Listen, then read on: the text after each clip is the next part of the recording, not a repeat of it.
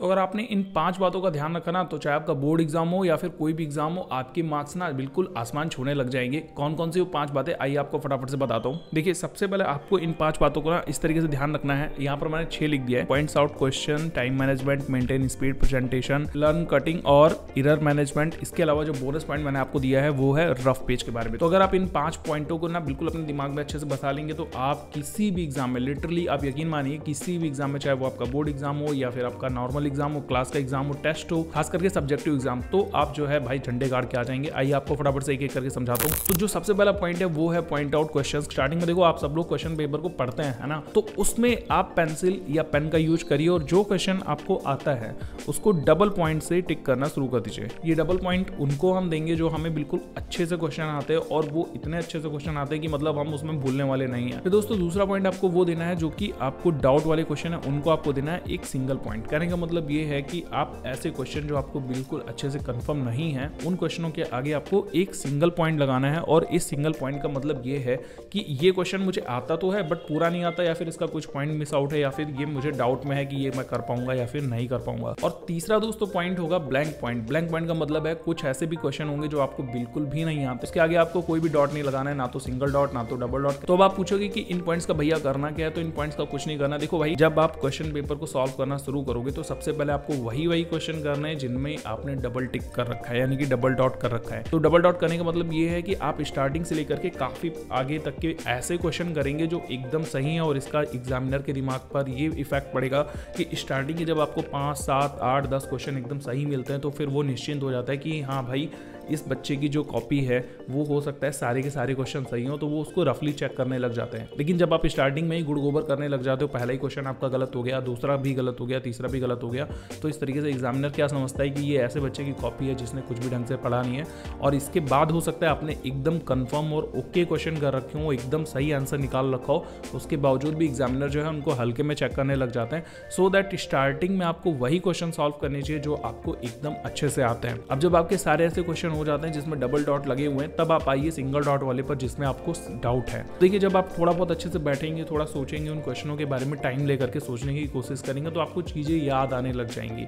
और जैसे जैसे चीजें याद आने लग जाएंगी वैसे वैसे जो है आप उन क्वेश्चनों को अटेम्प्ट करना शुरू कर सकते हैं। तो अब देखो, होगा ये कि सारे आपके सही क्वेश्चन आपके पहले ही हो चुके हैं। अब आप दूसरे नंबर पर कर रहे हो डाउट वाले क्वेश्चन, तो इसमें आपको ज्यादा दिक्कत नहीं होगी क्योंकि ऑलरेडी आपने काफी कुछ कर लिया, आपके काफी सारे मार्क्स जो है वो एकदम कंफर्म हो चुके हैं।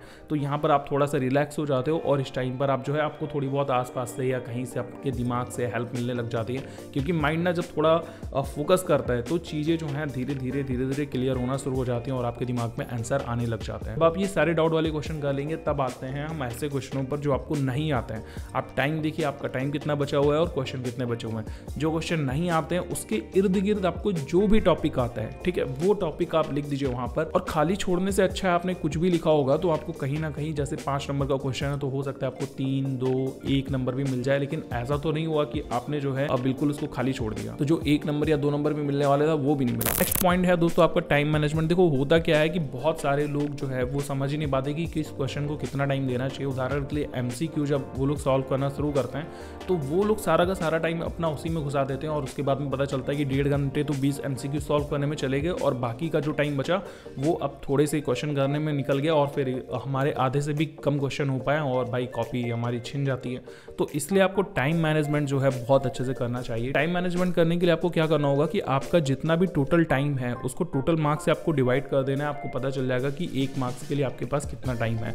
उदाहरण के लिए हम लोग एक पेपर देखते हैं, यहाँ पर देखो 3 घंटे का पेपर है और मैक्सिमम 80 मार्क्स आपको मिल रहे हैं। तो आपको क्या करना है, 3 घंटे का मतलब हो गया 180 मिनट। उसमें भी आप 5 से 7 मिनट अपनी कॉपी चेक करने में या फिर पेपर पढ़ने के लिए या फिर साइन वाइन करने के लिए आप 5 से 10 मिनट घटा दीजिए। तो मोटा मोटी मान के चलते आपके पास में इस तरीके से 160 मिनट ऐसे हैं जिसमें आप अच्छे से क्वेश्चन के आंसर की राइटिंग करने वाले हैं। तो अब आप क्या करेंगे, 160 डिवाइड बाई 80 कर देंगे, यानी 160 डिवाइड बाई 80 करेंगे। हमारे पास जो आंसर आएगा वो आएगा 2। इसका मतलब ये है 1 मार्क्स का क्वेश्चन अटेम्प्ट करने के लिए आपको मैक्सिमम 2 मिनट ही खर्च करने। तो अगर कोई क्वेश्चन 5 मार्क्स का है या फिर 8 मार्क्स का है तो आपको कितने मिनट लगाने, यानी कि 8 मार्क्स का है तो आपको 16 मिनट देने, और अगर वो 5 मार्क्स का है तो आपको 10 मिनट। तो इस तरीके से आप जो है टाइम मैनेजमेंट कर सकते हैं और हर क्वेश्चन पे प्रॉपर नजर रख सकते हैं।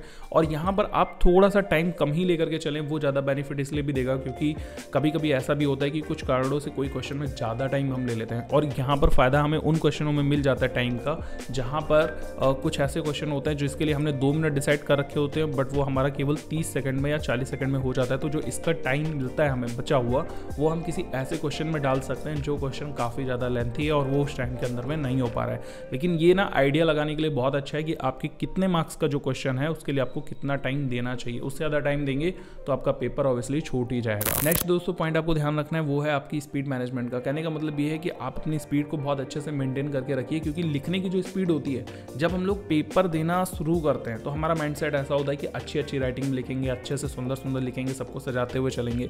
लेकिन जैसे जैसे हम एंड तक पहुंचते जाते हैं भाई, हमारी राइटिंग जो होती है वो चाइनीज में कन्वर्ट हो जाती है। तो यहाँ पर इस चीज़ का आपको बहुत ज़्यादा ध्यान रखना है, क्योंकि अगर आप स्पीड को मेंटेन करके नहीं रखेंगे तो आपके पास में टाइम भी कम होगा, और दूसरी बात ये होगी कि आपका जो पेपर है वो भी कंप्लीट हो नहीं पाएगा और आपकी राइटिंग भी बहुत ज़्यादा खराब हो जाएगी। इसलिए स्टार्टिंग में ही जैसा मैंने आपको बताया पहले वाले पॉइंट से कि आप टाइम जो है वो मैनेज कर लीजिए। हर एक मार्क्स के क्वेश्चन के अकॉर्डिंग आपके पास में टाइम होगा। जैसे मान के चलते 1 मार्क्स के लिए आपको 2 मिनट मिल रहा है। कोई भी ऐसा क्वेश्चन जो 1 मार्क्स का है उसके लिए मैक्सिमम 2 मिनट के अंदर वो पूरा हो जाना चाहिए। अगर आप ऐसा करते हो तो आपकी स्पीड जो है वो भी अच्छी रहेगी, साथ में आपकी राइटिंग भी अच्छी रहेगी, आप टाइम पर पेपर खत्म कर पाओगे, जिससे आप ज्यादा मार्क्स ला पाओगे, है ना। नेक्स्ट दोस्तों पॉइंट आपको ध्यान रखना है वो है प्रेजेंटेशन का। प्रेजेंटेशन कहने का मतलब देखो, बहुत सारे बच्चे ऐसे होते हैं उनकी राइटिंग इतनी वाहियात होती है कि जैसे एग्जामिनर या कोई भी टीचर या कोई भी अदर पर्सन कॉपी खोलेगा तो उसका दिमाग पहले ही पेज को देख करके खराब हो जाता है, तो वो गेस कर लेता है कि हाँ भाई ये बच्चा जो है वो पढ़ने में एवरेज है। सो दैट आपको ध्यान क्या देना है कि आपका जो आंसर डिलीवरी होना चाहिए वो इतना बेहतरीन होना चाहिए, उसमें चाहे कुछ भी लिखा हो वो अलग की बात है, लेकिन वो प्रेजेंटेशन उसकी बहुत अच्छी होनी चाहिए, जिससे एग्जामिनर कॉपी खोलते ही देखते ही समझ जाए कि हाँ भाई ये जो बच्चा है ये पढ़ने वाला है और इसके आंसर में दम लग रहा है। तो कई बार टीचर ना ऐसा भी करते हैं कि उनको जब सुंदर कॉपी देखने को मिलती है तो वो आंसर को बहुत लाइटली पढ़ते हैं और वो फिर जो है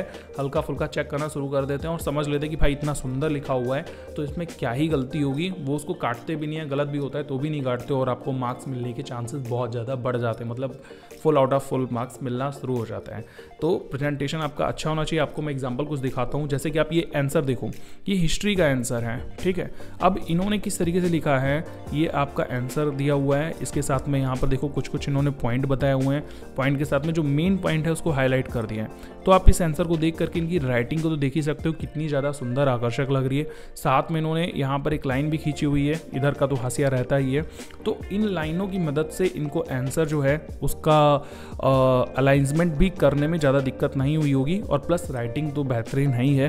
फिर इन्होंने एक चीज़ और भी ध्यान रखी है, जिस बच्चे की कॉपी है, एक्चुअली मैं बता दूं ये 100 में 100 मार्क्स लाने वाले बच्चे की कॉपी है, जिसने हिस्ट्री में 100 आउट ऑफ 100 मार्क्स लिए हैं। तो इन्होंने जो मेन वर्ड है उसके सामने जो जिसको हम लोग की वर्ड बोलते हैं या फिर हाईलाइट पॉइंट बोलते हैं, उसको अंडरलाइन करके टीचर को ये भी बताने की कोशिश करिए एग्जामिनर को कि भाई ये वाला जो पॉइंट है ये इसका सबसे बढ़िया पॉइंट है। अब टीचर कैसे इस क्वेश्चन को पढ़ेगा, आप खुद ही देखो, पढ़ना चाहोगे आप बस यही देखोगे कि हाँ भाई बहुत अच्छी चीज़ लिखी हुई होगी, कुछ भी इसमें गलत नहीं होगा। आप इसको जब देख रहोगे तो आपके दिमाग में यही आ रहा होगा। इसके बाद में आप जो है कुछ अगर हेडिंग वगैरह देना चाहते हैं तो हेडिंग को अंडरलाइन भी कर सकते हैं। इसके अलावा जो है बहुत लोग होते हैं ऐसे लिखते हैं फिर नीचे लिखना शुरू कर देते हैं। कुल मिलाकर के कहने का मतलब ये है कि बस जो भी लिखो वो सुंदर हो।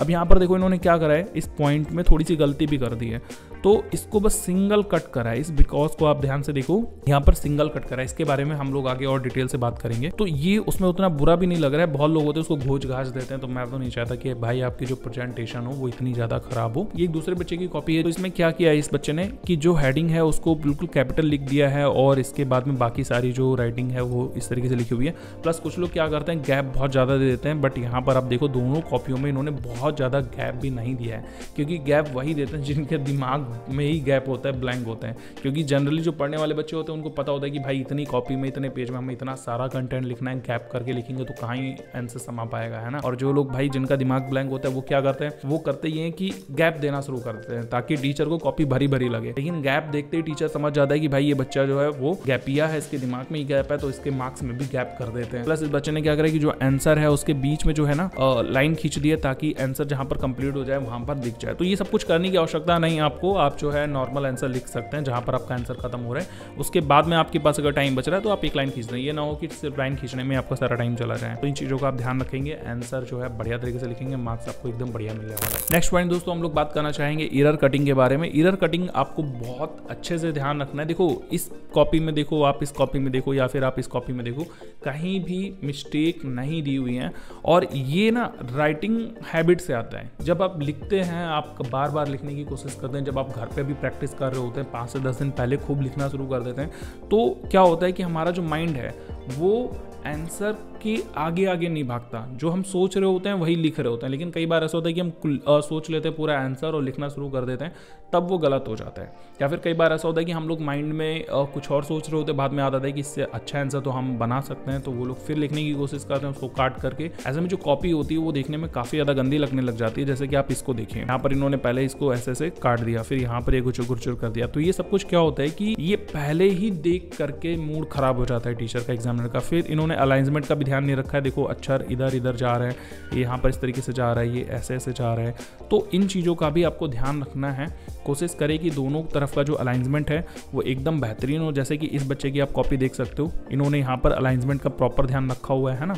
तो इन चीज़ों को भी आप ध्यान रखें। और जो कटिंग कर रहे हैं, कटिंग अवॉइड करें। और अगर कटिंग कर भी रहे हैं तो आप इस तरीके से कटिंग करें जैसे इसने एक सिंगल लाइन में काटा है। आपको मैं एक चीज़ दिखाता हूँ, अगर आप इस पेज को नॉर्मली देखोगे तो आपको पता ही नहीं चलेगा कि कहाँ पर कटिंग है। जब आप पढ़ना शुरू करोगे तब आपको पता चलेगा कि भाई कटिंग तो ये रही। तो आपको ये ध्यान रखना है, कटिंग आपकी दूर से दिखनी नहीं चाहिए, ठीक है। वो समझ में नहीं आनी चाहिए कि कटिंग है। अगर आपको कुछ लग रहा है गलत हुआ है, आप सिंगल लाइन में काट दें और आगे बढ़ते चले, उसको घोचे नहीं। ये बहुत विशेषकर ध्यान रखने वाला पॉइंट है। एक बोनस पॉइंट दे करके जा रहा हूँ, वो है आपका रफ पेज। देखो चाहे आपका हिस्ट्री का पेपर हो या फिर मैथ का पेपर हो या फिर इंग्लिश का हो, साइंस का हो, किसी भी चीज़ का हो, अगर आपको रफ पेज की जरूरत पड़ती है तो आप प्रॉपर रफ पेज करें। रफ पेज का मतलब ये है कि आप एक पेज पर रफ पेज लिख दें और जब भी वो रफ पेज यूज हो जाए तो आप उसको ऐसे काट दें, वहाँ पे बड़ा बड़ा रफ पेज जरूर लिखा रहने दें। क्योंकि कई बार ऐसा होता है कि हम एग्जाम में कुछ चीज़ें सोच रहे होते हैं और वो मतलब सेट नहीं बैठ पा रही होती, हम फ्रेम नहीं बना पा रहे होते, हम स्पेलिंग मिस आउट कर रहे होते हैं या फिर कुछ भी हो रहा होता है। उन सबको हमें लिख करके देखने की जरूरत होती है। तो वो आप रफ पेज पर बेशक खूब करें। तो